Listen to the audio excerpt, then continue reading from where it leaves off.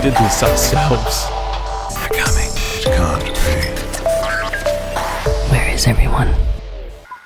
Hey survivors, Makeshift here, bringing you another episode of the Apocalypse Post. We're still coming down from Wasteland Weekend 2024. I gotta say, the Wasteland low is hitting hard this year. And so that means it's a really good time to start reaching out to some Wastelanders and having ourselves some decomposition. I know, it's not decomposition, but it's Wasteland. So it's decomposition, conversations. And, we want to share some memories. We want to talk about things that worked. We want to start planning for next year. And also, it's about time to let you guys in on the secrets behind the Squirrel Squad patch of the month for November that we're doing with the Apocalypse Post. So, without any further, guys, it's early. We're recording before noon today. I have a cup of coffee in my hand. And so, without further ado, let's bring on Skurbo of The Bombers. Welcome, Skurbo. Thanks for coming. Thanks for having me, Makeshift. Absolutely. Yeah, we've been neighbors for a long time, the Dukes and the Bombers. You actually helped me set up my tent my first year along with Uncle Foster and all of them. Oh, wait, I remember that. It was 2021. I remember that because it was what, like a full-size GP tent, right? Yep, and we were just struggling. It was late. We were trying to get set up right before the event started, and we needed help. So we just started pulling people off the street, and you and Uncle Foster were some of the people, and Uncle Foster kind of took over the whole ordeal. Yeah, I remember that. All right, yeah. So we haven't had Uncle Foster on the show before, but I have interviewed him a couple of times for shorter bits, and I've of course had plenty of conversations. He's a guy that shows up.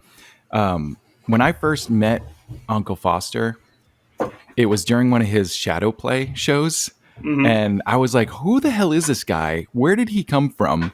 And yeah, when that tent was going up, it was kind of the same thing. I thought we were putting up his tent because he just took so much control, and of course he's still in full character the whole time. Like he's already wearing his kilt and had the accent on and everything.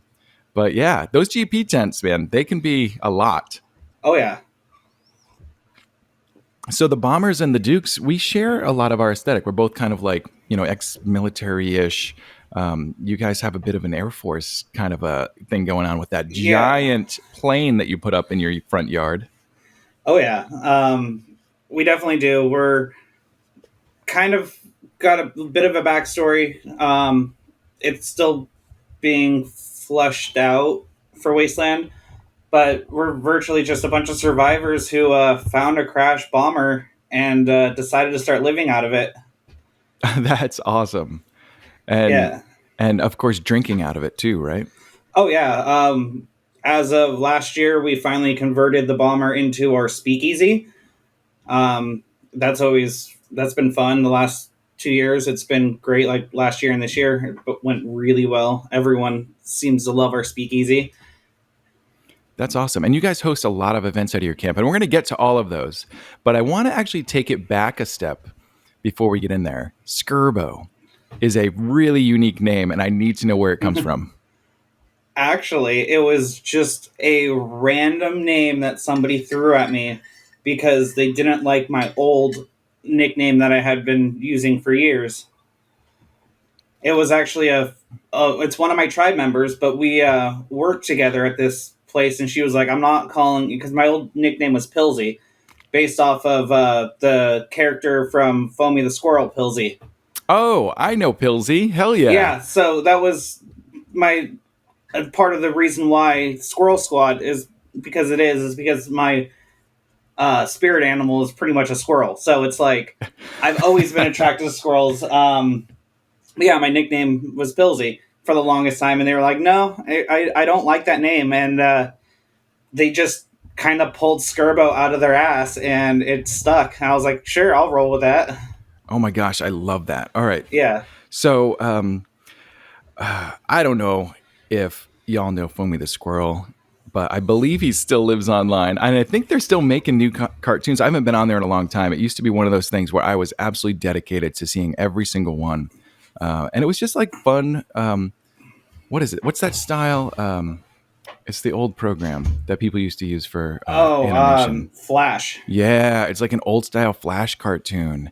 Yeah, And it's different now. It's been 3Dized, and it's just, I don't know. It's not as, it doesn't have the same charm, I think, as it yeah. did back in the day. But Yeah, there was something to yeah, the it's still rawness of it, going. right? Yeah, but it's still going. Yeah, cool. I'm gonna have to check it out Yeah. because that's really fun. All right, so but does Skurbo need anything, or is it just kind of like a weird, kind of a fun take on like Turbo and Skitsy and I like is it don't just know, words but mashed together? I don't know. It's just randomness. That's all I think of it. Yeah, that works. Yeah. That works. I mean, it definitely it's got a cool sound. So, what was your first year, or how did you get involved in Wasteland Weekend? Oh, I've actually been following it since day one online, and I've just been. I've always been a huge fan of post-apocalyptic stuff. Like I've been a fan of Fallout since way back in the day. I've actually before Fallout 3 even, like I was a fan of Fallout 2. Oh, Um wow. yeah, so it's like old Fallout. That's why, because I actually tried, I downloaded um, both Fallout 1 and 2, like all Mhm. basically all the original games, because I was like, I want to Yeah. play all these.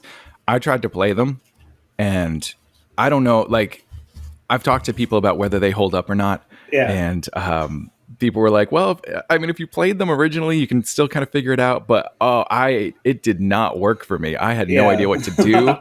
I didn't know how to move. I didn't know what I was supposed to do. I don't know. Like, did it come with a book that was like, remember how old Nintendo games used to come Oh with the yeah, no, instructions?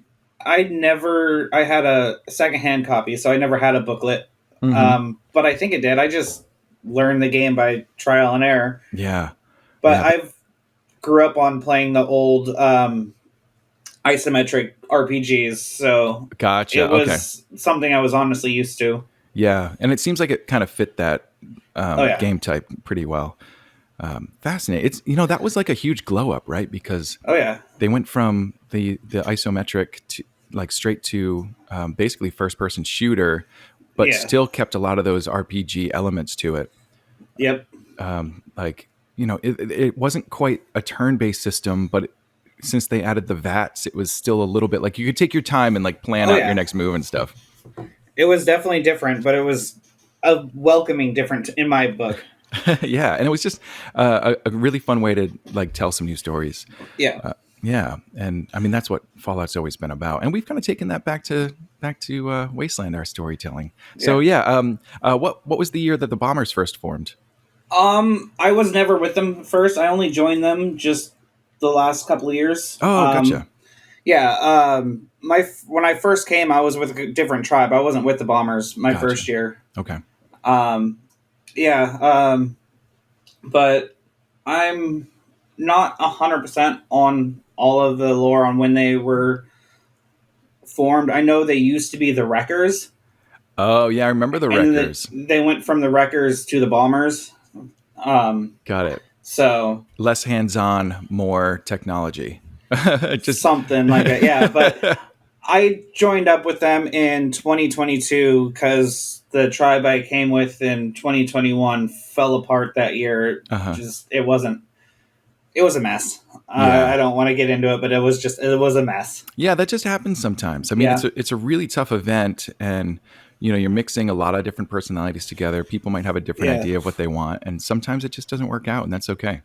It was hard because it was a bunch of new first years, and we somehow got stuck in the theme zone in the slums as a bunch of first years, and I don't know how Oh, that hilarious. happened, but yeah, and it it was a lot for a first year, and Yeah.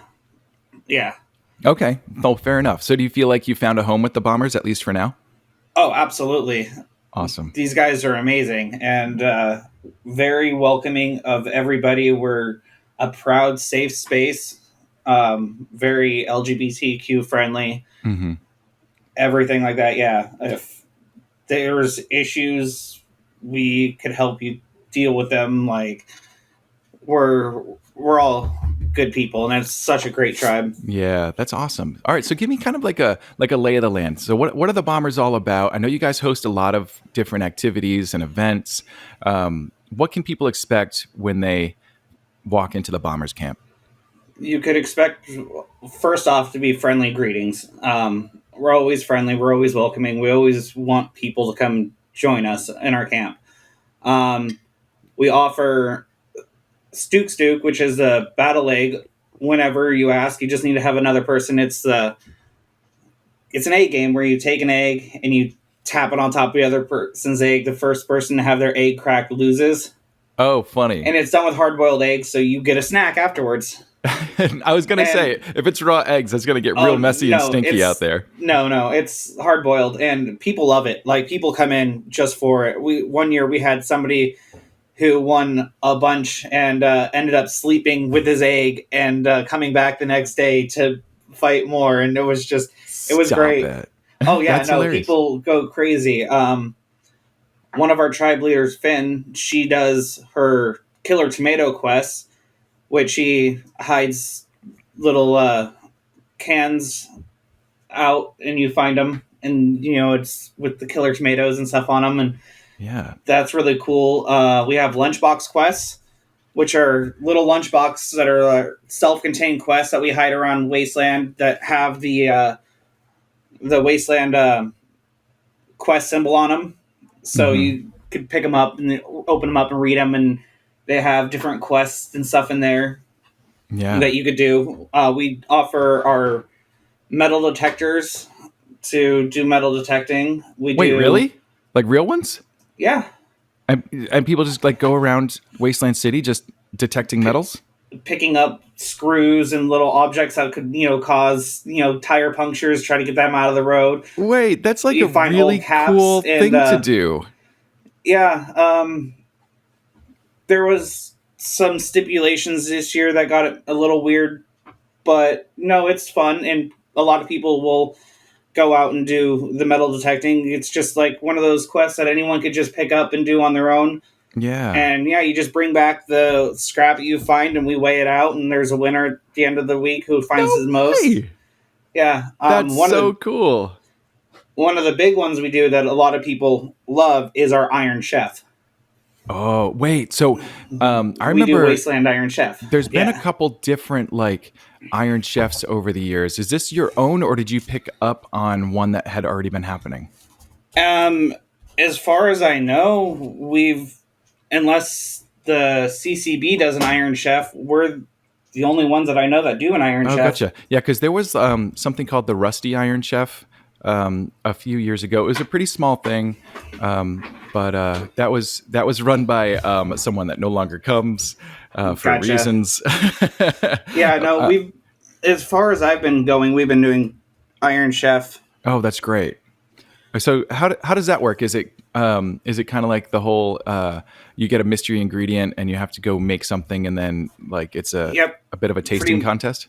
Pretty much, yeah. And we got judges that will judge the food. They have a lot of time that they could cook in, and it's a bunch of donated items that a bunch of the Wastelanders bring in to Iron Chef. So you basically all of your items are like random items you get. Yeah.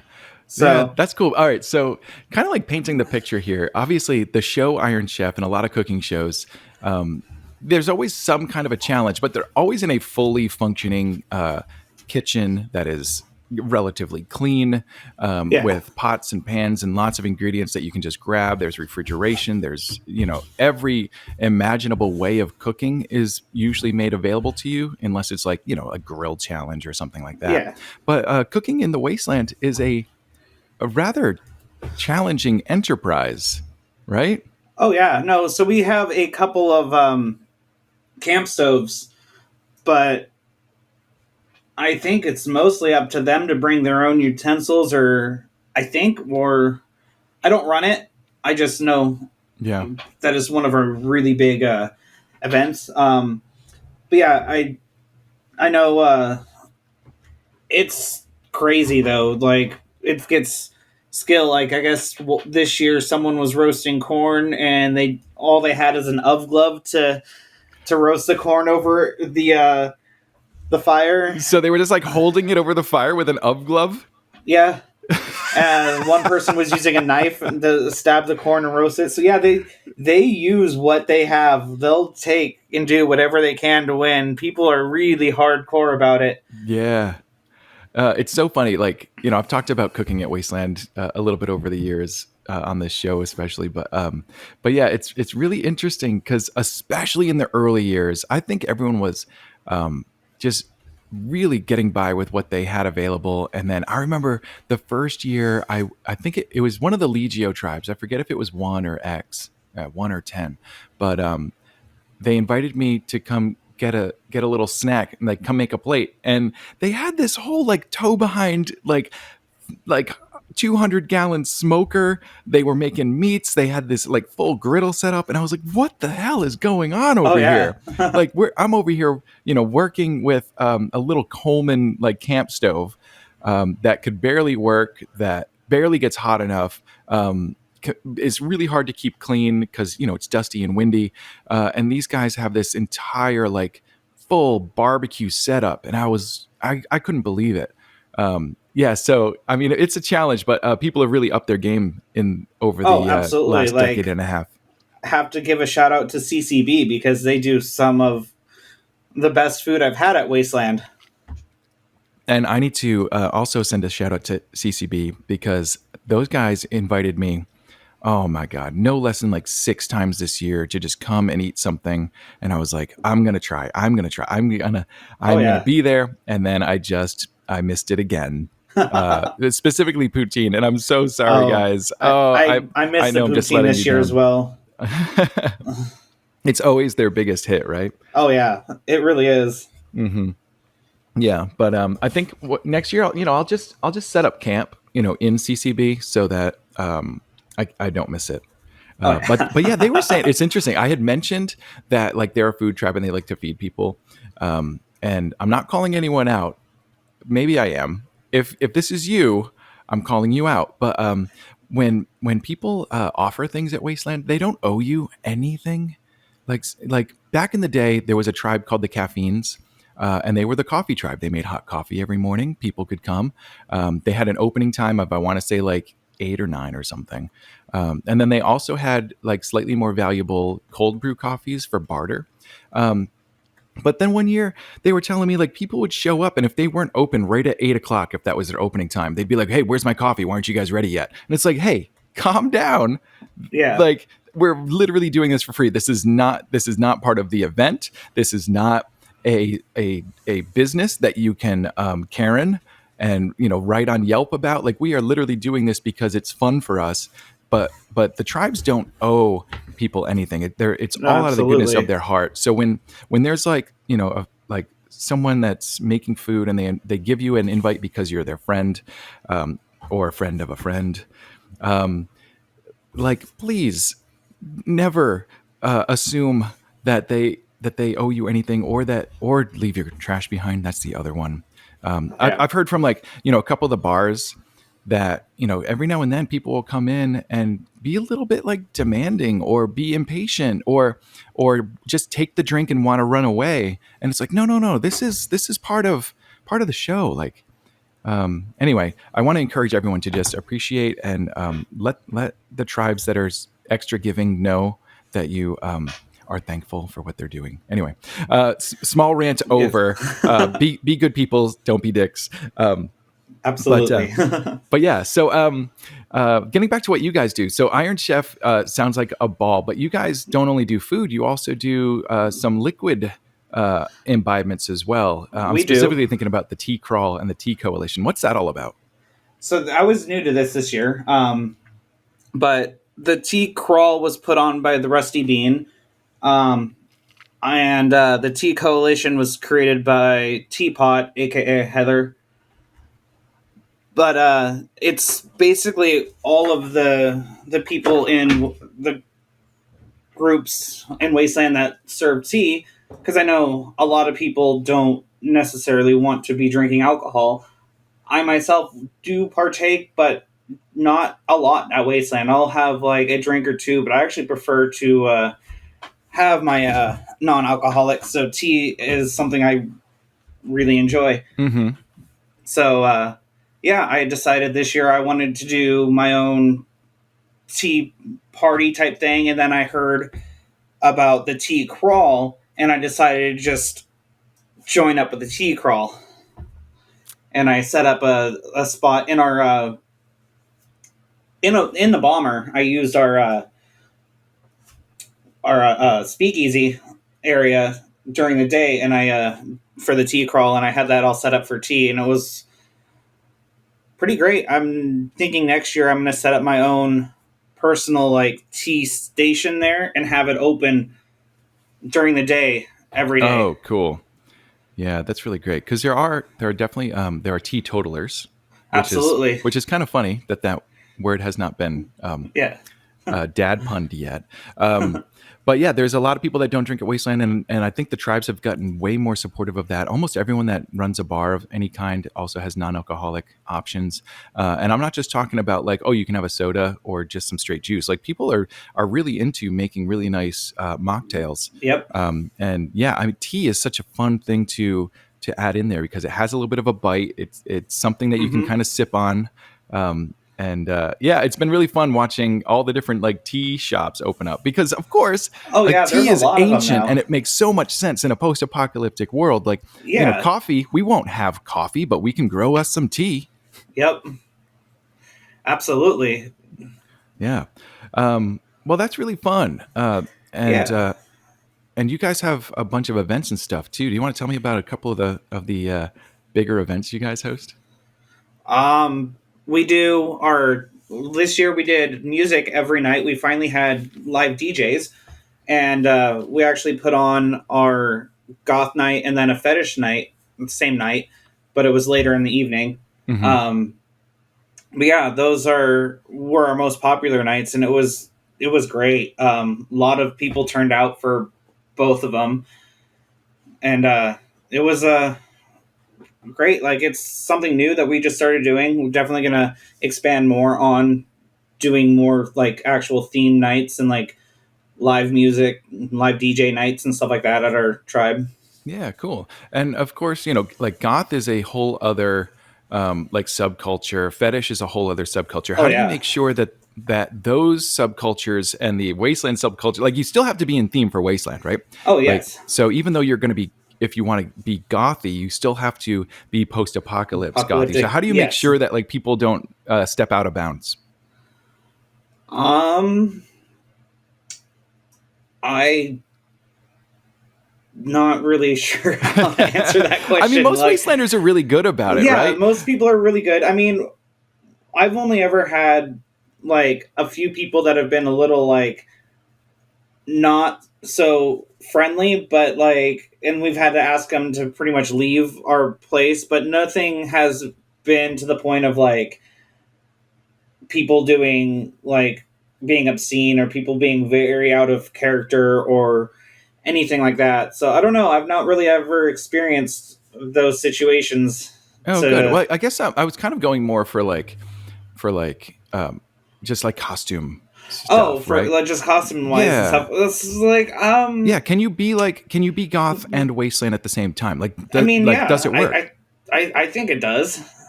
Cool. And did Yeah, you have like like I some, mean, there's a lot of people that I think a lot of people's wasteland outfits do lean more towards the gothy side. I've noticed too. Mhm. Where they do a lot of like heavy black, heavy like tattered black clothing and like the heavy black makeup. Like Right. I've seen it and it works. Yeah. Yeah. No, and I asked that question already kind of knowing the answer, which is like, Yeah. you can have a Wasteland version of anything because yes, Yeah. like Yeah. just because the world ends doesn't mean people's subcultures go away. But No, absolutely. Like there's a lot of punk influence out there at Wastelands. definitely. So I mean, I've definitely see a lot of goth influence. There's a lot of like heavy metal influence out there. So yeah, no, subcultures definitely don't die. They just evolve. And they get dirtier and more And tattered. dirtier. Yeah. Exactly. Awesome.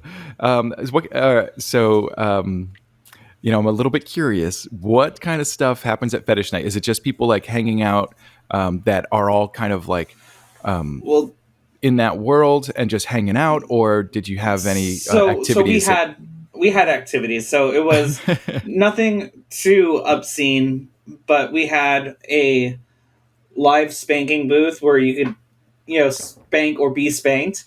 Very We nice. had a demonstration with a Tesla gun, which was pretty fun. What do you mean? Wait, whoa, back up. Are we talking about like an electronic like Yes, zapper? yes. Whoa. Yeah, that was fun. That was had a very positive reaction. We had DJs going at the same Wait, time. hold on. You're telling me that the Tesla gun had a positive reaction, and we're not gonna take a moment to applaud the pun intended. That's awesome.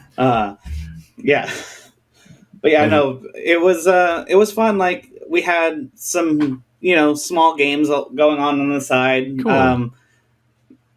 But nothing, like I said, nothing too obscene. Just casual, fetish Yeah, stuff. yeah, And people were able to like sit down and have chats and converse about what they're into, and mingle with other people, and yeah. yeah, Because one thing I've noticed is the fetish world.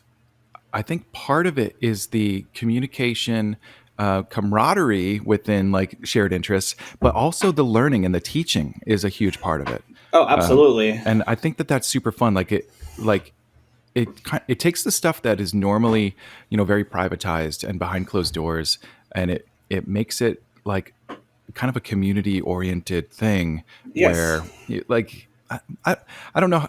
I don't know where I'm going with this so much, but I do appreciate that it's like people want to learn, people want to share, and of course, when it comes down to it, like people want to be able to do things that their partners like. So it's it's super Oh fun. yeah.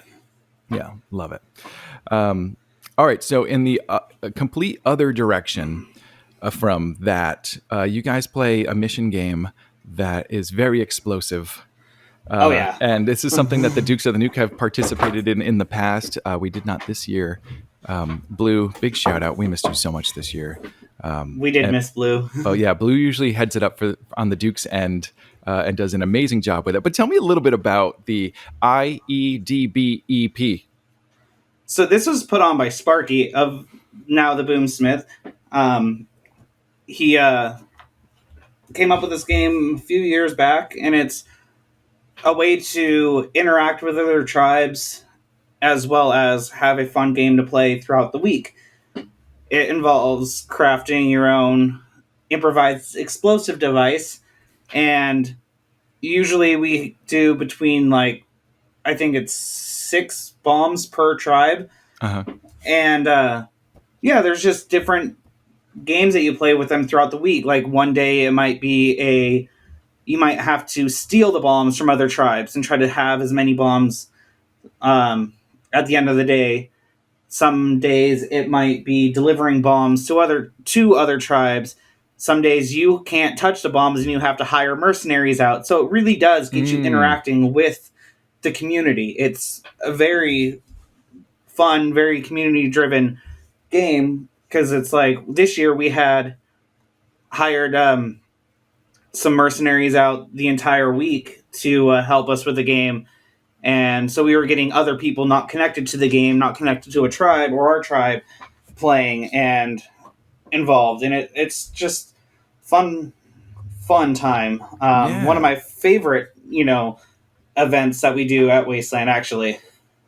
That's really fun. And you've been looking for more tribes to get involved, right? Like, what's the commitment? How do people get involved in a game like the improvised explosive device bomb exchange program? You would have to It's obviously fun to say. get a hold of Sparky and as a tribe, and just let him know that you are interested in your tribe playing. Commitment is basically the entire week of Wasteland to actually take part in the actual game. But there's also every day at the end of the night we do a bar crawl where we go from tribe to tribe that plays, and that's when we tally up everything that happens, where you could actually meet all the rest of their tribe members, check out their camps if you haven't been there before. You just meet other people, get a lay of the land, because you're walking all through Wasteland, because everyone's, scattered everywhere, obviously. Right. So it's a good way to just see the event and learn more about the other tribes. Yeah, that's great. It's interesting. The like all these tribe missions, they've gotten so much bigger than I ever thought they would. People have been really blowing my mind as far as how deep things go, how much lore they put behind things, how I always talk about the Dukes, and we have a very simple gun running mission, which is, hey, take this over there, bring back something else. And that's kind of on the simple end, but then a lot of the missions get more and more involved. And so it sounds like the IEDBEP, which is such a long name, but it is really fun. It's super involved, and it takes place over the whole weekend. I mean, it's like 5 days, so yeah. it doesn't. It's so funny when they named Wasteland Weekend. I wonder if they ever thought, like, maybe it won't be just a weekend someday, Right. But now the name is so ingrained. Like, what do you call it if not Wasteland Weekend? Just Wasteland, which I mean, most of us do anyway. Yeah. But yeah. But if they add one more day ever, just one more day, I don't think it'll qualify as a weekend anymore. No, you have to call it Wasteland Week. Wasteland Week. But then, like, do we even need it, or can it just be Wasteland? Just Wasteland.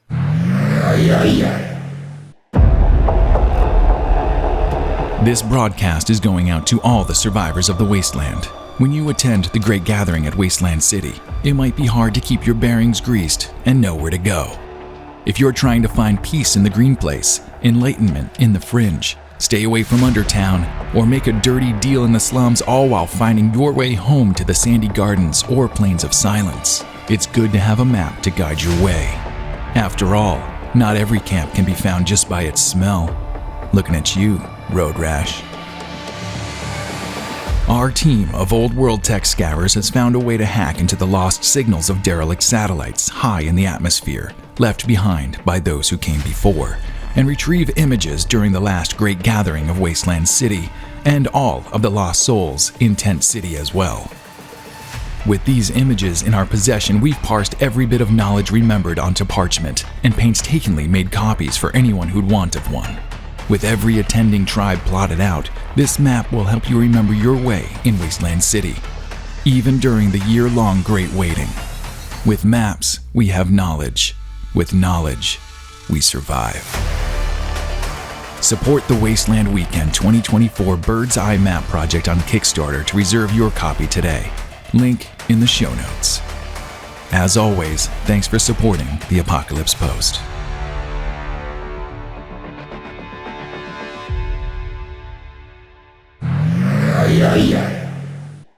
I mean, aren't there enough other events out there called Wasteland that are like techno events and raves and stuff, though, that you have to compete with naming? Yeah, I mean, the weekend is definitely what makes it singularly, right? Yeah. Because there's the Wasteland store in LA, and it definitely gets used a lot more. Yeah. And it is a little bit more generic because like a lot of post-apocalypse stories will just refer to the Wasteland, right? Yep. But yeah, that's a really good point. I don't know what they would do, but it's Wasteland Weekend. Yep. It's the Wasteland. Your weekend can be as long as it needs to be. Yeah. Oh, totally. And it is funny because for tribes that go there to build, it is a full week. Oh, I was there for official build this year, and was there for it felt like almost 2 weeks. Yeah, I think I was there. Not quite 2 weeks. It didn't count this year because I had to drop off my camper, then head to LA, and then go back. Yeah. But yeah, sometimes it feels like I'm there for 2 to 3 weeks, which is kind of cool. Like being there for build's great. Yeah, it was great. And it just extends the event in all the right ways. You get to spend some time with your different families. All right, so you've been volunteering for how long? This is my third year. First year with build. My last 2 years were with security. Right. All right. So with security, you're volunteering during the event to kind of do like a walk around Yes. like observe and report kind of a situation. Mm-hmm. But with build, you're doing your work ahead of time, and then you're free for the event, right? Yes. So, with tell me a little bit about, like, which one do you like better? I mean, they both have their perks, of course, but yeah, talk to me a little bit about volunteering for Wasteland. Um, I did, well, like it's saying, 2 years of security. Security is, like you said, it has its ups and downs. Its downs are, obviously the time is cutting out of Wasteland, Hmm. but is it really? Because you're honestly out there interacting with everyone. You're still getting to, especially if you're doing the walkarounds, which is honestly what I prefer, because you're actually getting around, meeting other tribes, Hmm. talking to people, interacting with people. It's like you're still experiencing the event just in a different way. Yeah. And you're I've met a lot of people, and actually, that's how Squirrel Squad started, Oh, is okay. Tell through me. my volunteering and um, with doing security.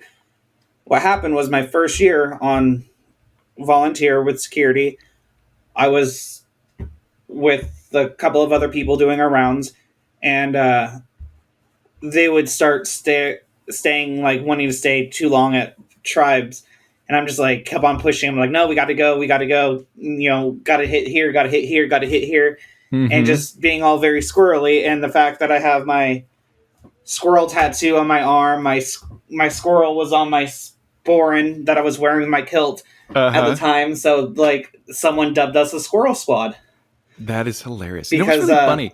Oh, go I ahead. was bouncing around and trying to keep everyone moving and not staying in one spot too long. Yeah. I forget, what was the movie where the dog was always being distracted saying squirrel? Um, it's like a Oh, Pixar or a Disney movie or oh, something. I'm not sure, but I know what you're talking about. Yeah, like it's a Yeah. goofball dog and he keeps getting distracted. Squirrel. But it's so funny because when you think about squirreling, like, yes, squirrels are very skittish. They're always like looking around, always like run over here. Oh, run over this way. Like Yeah. crossing the road. Oh my God, I feel so bad for the squirrels because they just can't not Oh, commit yeah. to crossing the road while it's empty. Um, but yeah, I feel like there's the element of, like, yes, you are being very squirrel like, but then there's also the element of being the dog that's always seeing the squirrel and just be like, oh, Squirrel. I gotta go over there. Yeah, Ooh, yeah, I gotta go over there. Ooh, yeah. there's that person. So yeah, it Yeah. kind of works from two different angles, which Yeah. is fun. But yeah, so basically, that's how it started. And then I just went all in with it. And then last year, I ended up being like, you know what, I'm totally doing something with the Squirrel Squad. And I ended up asking Marky to print me out the patches that I designed. And I did a small run of those, and I gave them out to people I volunteered with, other people that I, had stopped, on their stops with, and interacted with them and had good interactions with them, basically like that. But then, yeah, I'm trying to expand it just to like everyone who's just a bit squirrely. Yeah. Yeah, and here's the thing, your squad's about to get a whole lot bigger Oh because yeah, this patch, I think, has gotten more people to join the patch of the month than any patch we've done so far. that's I think exciting. people really connect with the idea of squirreling at Wasteland and being distracted and just letting their heart and their eyes guide them onto the next thing. And being present, I think, is the biggest thing, right? Oh yeah, Of just being open to anything. I mean, people have been giving the advice for so long of don't overschedule yourself. Just walk around and just see what catches you, because you don't know what you're about to walk into sometimes when you pass by some tribes. oh yeah, absolutely. Yeah, so I'm super excited. Like I said, more signups than ever. I'm hoping more people jump in. It's kind of funny. I made 100 of these, and it's getting really close to. I don't like. I'm wondering if I have enough. That it's one of those deals. But Oh so wow, far, there's still at least a handful left. So if you guys want to sign nice. up, just go to patreon.com/the apocalypse post and make sure you jump in at the $10 level or higher. And you're going to get one of these Squirrel Squad patches sent to you in November. And I can't thank you enough for sending in this design, because this squirrel is so cute. And he's got his little weapon. I don't know what the weapon is, but it's a fun little weapon. It's really well designed. It's got great colors, and it'll dirty up really nice because it's got a lot of white in there too. Oh yeah. Yeah. But yeah, I think a lot of people can definitely relate with squirreling at Wasteland. I know I sure can. Oh yeah, absolutely. It's my favorite thing to do. That's what I tend to do. I just tend to walk. Yeah. Though this year I did have my car, so I did actually get to cruise around a bit more. Nice. Yeah. Nice. Yeah, and speaking of getting around a bit, I've already talked about how I brought my mini bike this year, which was absolutely fantastic. But the Bombers in general, as a tribe, have been moving around a bit year to year. Like you guys have had, I think, 4 different spots that you've set up that I've known so far. Meanwhile, the Dukes have been like, we just planted a cornerstone at our spot. We haven't moved since we got to the new location in 2017. Do you have a favorite location that the Bombers have set up at so far? Or I mean, even with your other tribe? Like, where do you like to camp? so I always, tend to camp with my tribe, but no, my favorite spot as the Bombers is where we were this year, which is also where we were not last year, but the year before that, which is the Yeah. same corner right on the corner of Main, right across the street from the stage. Like, Yeah. it's probably the best spot anyone could ask for. It's like, I can't complain about that one. Yeah, you're right across the street from the Atomic Cafe. Yep.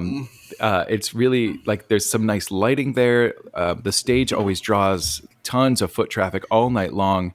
And It's while the Caution Tape Carnival last year, I think, had a little bit of a hard time with the extra noise from the stage, I feel like you guys have a vibe there that just works with the extra noise. We actually have tables set up this year and stuff, so you could actually stand out of our main tent and actually watch the stage. And it was great being able to watch Attack and stuff from camp and still catch the entire show. It sounds amazing from where we're at. So it's just like, it's a wonderful spot. If you don't want to be up in the crowd at one of the shows and we're in our spot, come hang out at our camp and watch a show from our camp, have a drink.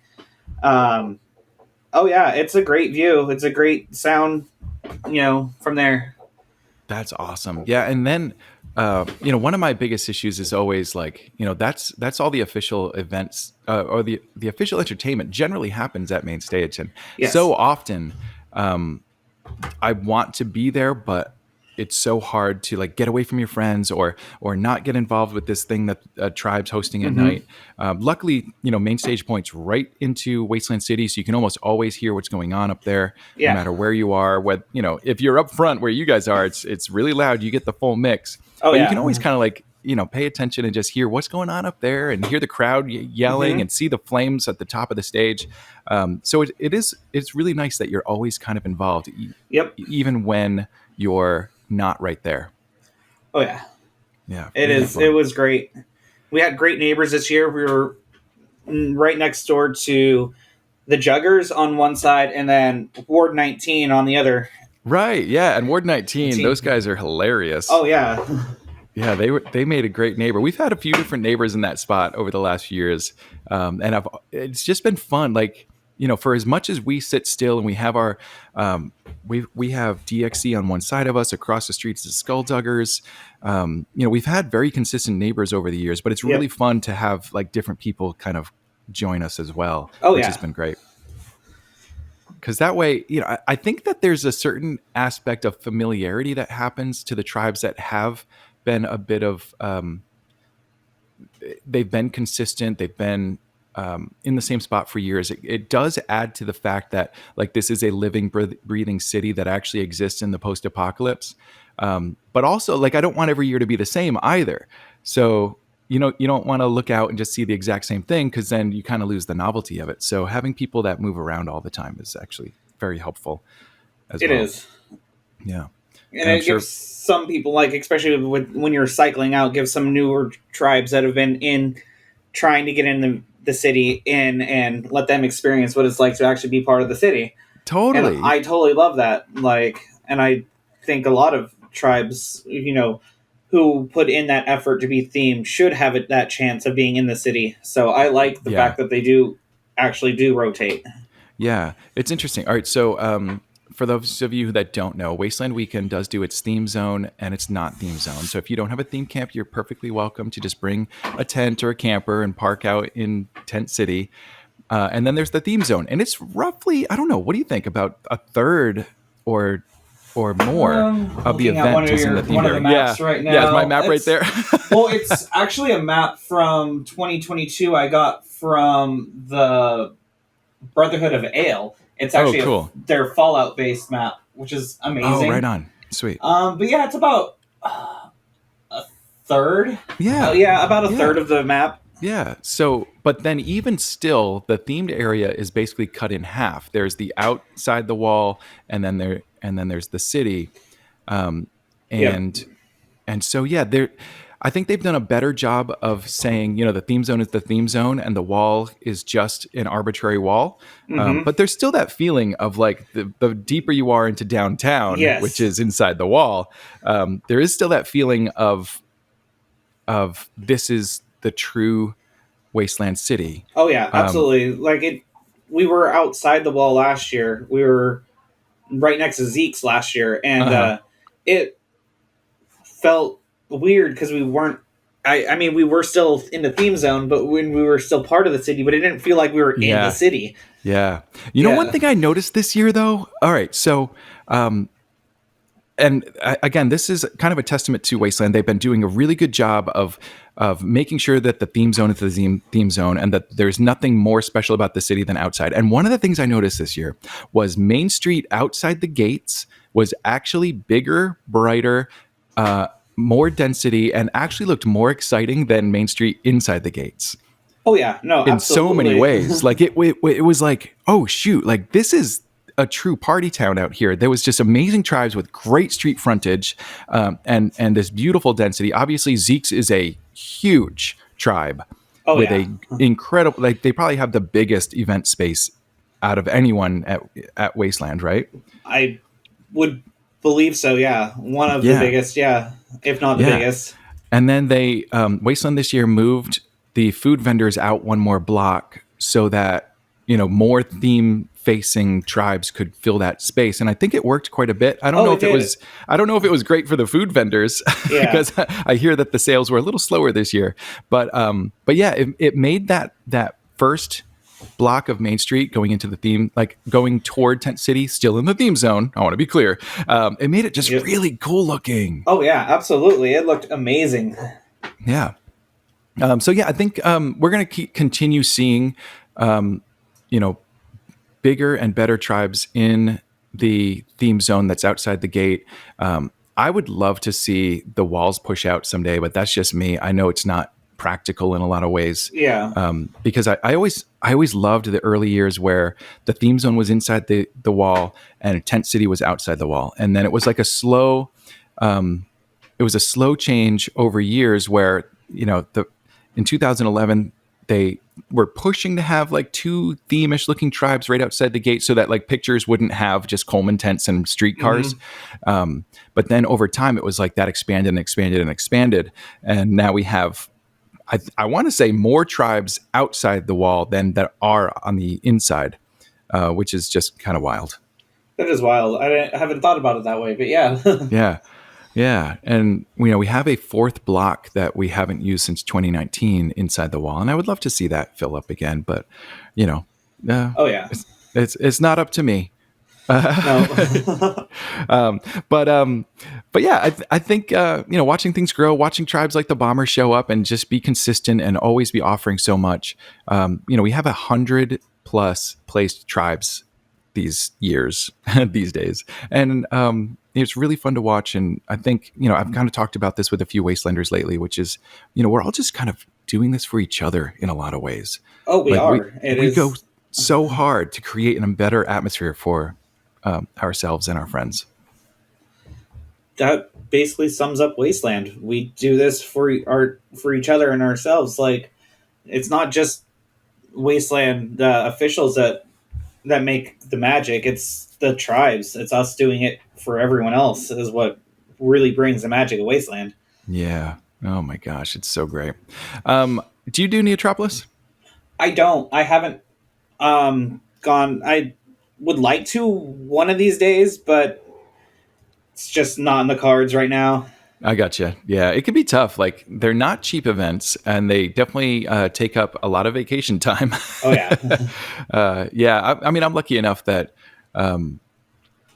I work independently, and doing the Apocalypse Post has become a bigger and bigger part of my life. So like going to the events starts to become like just part of the job in a lot of ways, but it's also just so much fun, and I enjoy the hell out of it. But yeah, you definitely need to try it as soon as you can. It's a lot of the same people. The overlapping people are just absolutely amazing. The ones that do both, it's a whole different vibe. And it's just all right. So I had a conversation this year that was like, Wasteland can absolutely feel like it is a living, breathing, actual post-apocalyptic city. Like you don't need to pretend so much because everything just kind of points to that reality. But then when you're at Neo, it's colorful and it's like candy coated in so many ways. Like it still kind of feels like you're just cosplaying in this like sci-fi future. But it's also like tons of fun and so different and really, really unique. So yeah, you should make it out one of these years. But I was going to ask you if you're already starting to prep, because that's kind of how it goes these days. It's like you finish one event, you just start prepping for the next. Unfortunately, no, not able to make Neo yet. And do you do any other of the like smaller post-apocalypse events? I'm trying to. So there's one that's been started up locally by me because I'm up in Washington State. So there's an event I think it's had a 1 or 2 runs now. It's called Pacific Northwest. Oh, that's fun. And it takes place in Oregon. And I'm looking to try to start making that one. That's awesome. Yeah, because I've always wanted to do, I always thought like out in the woods up in the Northwest would be a fun area to do a post-apocalyptic event. Yeah, totally. I know that DXC hosts an event up there as well. I forget what theirs is called. It's like a smaller one, and I think they do like club nights sometimes too. Which I'm actually trying to go to this year next month. Yeah, that's fun. Oh yeah, they're great people. I did my the Furiosa pre-show or preview with a couple of people from DXC. Oh, that's awesome. Very cool. Yeah, what was it? Just a week or two ago, I was talking to Carl Bartaszynski, who used to be one of the owners of Wasteland. Now he just brings his merch booth there. But yeah, I don't think he's missed a year ever. But anyway, he's in Albuquerque, and while I was in Albuquerque, we were talking about, we need to get everyone together for a quick decomp, and I think 5 of us got together, but we had a really good time, and we hashed things out and just talked about stuff. So it was still a ton of fun, but a very small group in Albuquerque for sure. Yeah. All right, cool. Well, is there anything that I didn't get to about you or the Bombers or Squirrel Squad? No, I think we covered just about everything. All right, sweet. Well, thanks so much for hanging out. This has been really fun. It's been great to get to know you, and I really appreciate you sending in this design.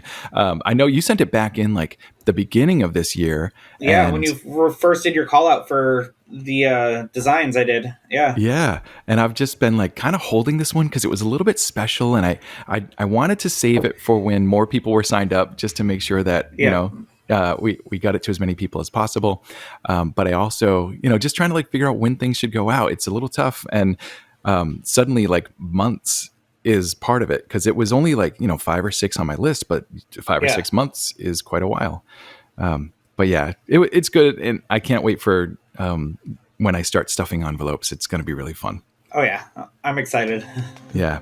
All right, Skurbo. Well, thanks so much for hanging out today. I really appreciate it. And I hope you have a really good time and enjoy all these decomps that you're going to hit up. Oh, yeah. Awesome. All right, survivors. Well, that's going to be about it for today. Thank you so much for hanging out. And once again, thank you, Skurbo, for talking about all the things today. Of course, if you enjoyed today's episode, please share it with a friend. And if you hated it, share it with an enemy and throw a squirrel at them so they're distracted the entire time. And I'll see you all next time, survivors. Until then, stay alive. And days and days and